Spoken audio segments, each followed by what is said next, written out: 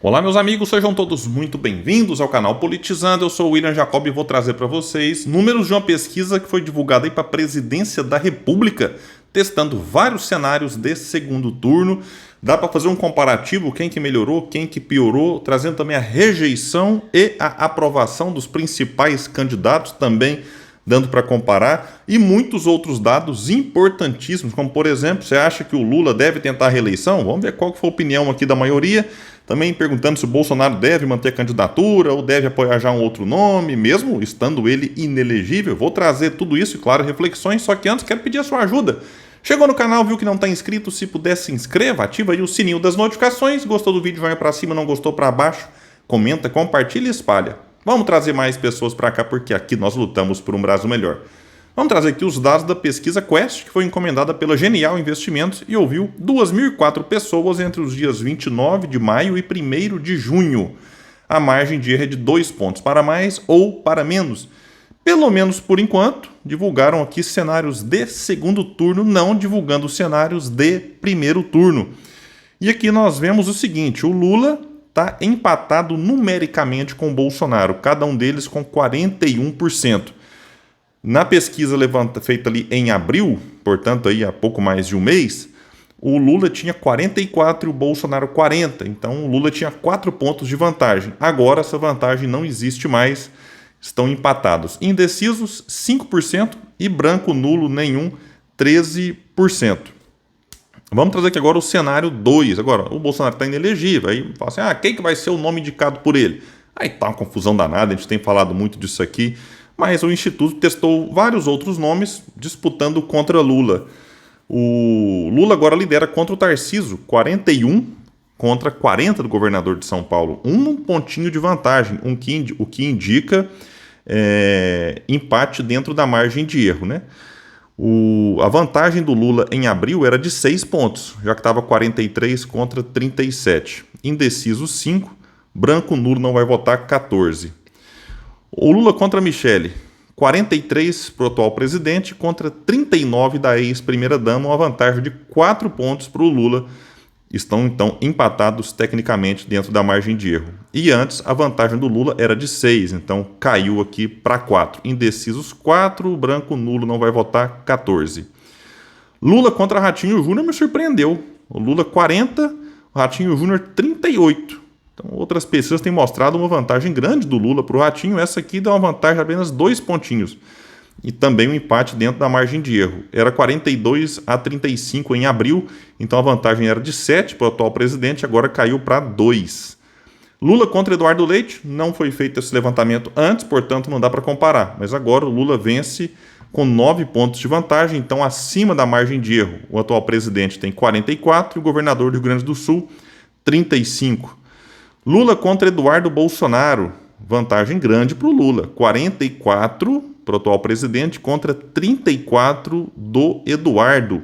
Essa vantagem que agora é de 10, era de 11 em abril. Lula contra Zema, Lula venceria 42 contra 33, uma vantagem de 9, que era de 12 em abril, então caiu aqui um pouco essa vantagem. Contra o Caiado, vantagem de 10 pontos para o atual presidente, 43 contra 33. Uma vantagem que agora é de 10, era de 14 em abril, portanto, caiu. Então a gente percebe aqui nos 8 cenários, tirando que é o cenário aqui contra... Não, na verdade, todos os cenários, né? A vantagem que o Lula tinha sobre os demais candidatos diminuiu. O único cenário que não dá para afirmar é o do Eduardo Leite, porque foi a primeira vez que fizeram esse levantamento.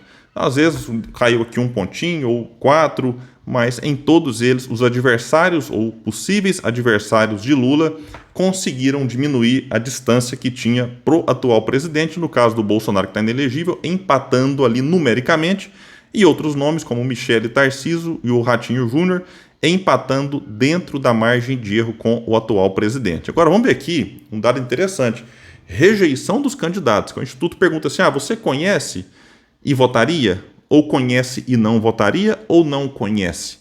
O Lula, por exemplo, tem que a gente chama aqui de potencial de votos, né? Que é o que diz que conhece e votaria, 40%. O conhece e não votaria, 57%. Meus amigos, é muita coisa e aumentou. Era 55% no mês de abril. Então, e aí você fala, mas é 2 pontinhos dentro da margem de erro. Pois é, mas o que está acontecendo é que no levantamento de antes era um pouco menos. Então, de 2 pontinhos, dentro da margem de erro, vai aumentando. Então, se você compara com começo do ano, era na casa de 50%, agora está 57%. Então, quem quiser negar, fala, não, mas é que a oscilação dentro da margem de erro não conta. Pois é, mas aí mês passado também foi dentro da margem de erro para mais, agora de novo para mais. Então, vai criando uma distância aqui que antes, por exemplo, era de 14%, agora é de 17%, entre a rejeição e o potencial de votos, sendo a rejeição 17% a mais do que o potencial de votos. Do Bolsonaro, 39% conhece e não votaria. Então está um pontinho pior do que o Lula. Porém, o conhece e não votaria 55%. Então está um pouquinho melhor que o Lula. Mas aí sim, a diferença dos dois aqui praticamente nula, o que mostra que muita gente no país, de alguma forma, rejeita, digamos, a polarização. Não gostaria de votar em nenhum dos dois, gostaria de um outro nome. Porém, a dificuldade está justamente em outro nome aparecer com chances de derrotar o Lula e o Bolsonaro. E claro, não adianta você também achar que basta derrotar um ou outro. Às vezes você pode ir para um cenário em que você piora uma situação que você considera ruim, mas, tipo a Argentina, estavam insatisfeitos lá com o Alberto Fernandes, aí votaram no Milei, piorando a situação do país. Então, assim, nem sempre a mudança é para melhor e pode ser o que aconteça aqui em 2026. Michele Bolsonaro conhece e votaria 31%, baixo potencial de votos. Conhece e não votaria 51%, e aumentou, era 48%, a situação da Michele piorou aqui também. Só que 18% não conhece. Então, tem essa questão aí, né? Tarcísio de Freitas, 28% conhece e votaria, 33% conhece e não votaria. Aí você pode falar, William, então o potencial de votos dele é baixo, a rejeição também. Isso é normal, porque 39% não conhece. O conhece e votaria, Eduardo Bolsonaro, 23%. O Eduardo aqui, a situação dele é delicada, hein? Vejam só. E é meio que um balde de água fria nele, que está nessa expectativa de ser o nome escolhido. Ele tem um potencial de votos de 23% só. O conhece e não votaria, 56%. E 21% não conhece. Então aqui também tem um desafio aqui para o Eduardo Bolsonaro, caso seja realmente o candidato ungido pelo pai no ano que vem. O Ratinho Júnior, o conhece e votaria 23%, conhece e não votaria 29%. E 48% não conhece. Então o Ratinho Júnior tem uma situação aqui meio que equilibrada entre o potencial, rejeição, mas é muito desconhecido, mais conhecido ali na região sul. Então por isso é que tem esses números aqui. Romeu Zema, 18% conhece e votaria, 22% não votaria e 60% não conhecem o governador de Minas. E eu acho que quando conhecerem não vão querer votar. Eu falo porque eu sou mineiro, moro em Minas Gerais, Uberlândia, e o governo Zema não é essa coisa toda que muitos pintam por aí. Inclusive, naquilo que ele defende ser um gestor, a dívida de Minas praticamente dobrou na mão dele. Então não tem essa conversa de que ele está resolvendo a situação fiscal do Estado. Não está cortando aí combustível do carro da Polícia Civil, contingenciamento, que é a palavra bonita que usam para o povo não entender que é corte de gasto, ou segurando recursos porque falta recurso para coisa básica, como pôr combustível no carro da Polícia Civil. Só dá um Google, vocês vão ver aí. O Caiado, 13%, conhece e votaria, 25% conhece e não votaria. E 62% não conhecem o governador de Goiás. Já Eduardo Leite, 16%, conhece e votaria, 31% não votaria nele e 53% não conhece. Agora, perguntas interessantes aqui. Bolsonaro deveria manter a candidatura ou apoiar outro candidato? 65% acha que ele deveria abrir mão agora e apoiar um outro nome. E 26% acha que tem que manter, mesmo inelegível. Esses 26% aqui é o que eu acho que é o núcleo mais duro do bolsonarismo fanático ali, que vai com Bolsonaro até o fim, independente, pode xingar Jesus, bater na mãe, andar pelado na rua, que vai estar aplaudindo e batendo palma aí, elogiando o mito. 26% acha que tem que manter a candidatura e 9% de indecisos. E Lula deveria se candidatar à reeleição em 2026? Vejam só esse dado aqui. 66% acham que não, que ele não deveria se candidatar à reeleição em 2026. E 32% acham que sim. Esse dado aqui deve estar preocupando o governo. E tem piorado. Vamos comparar aqui com dezembro.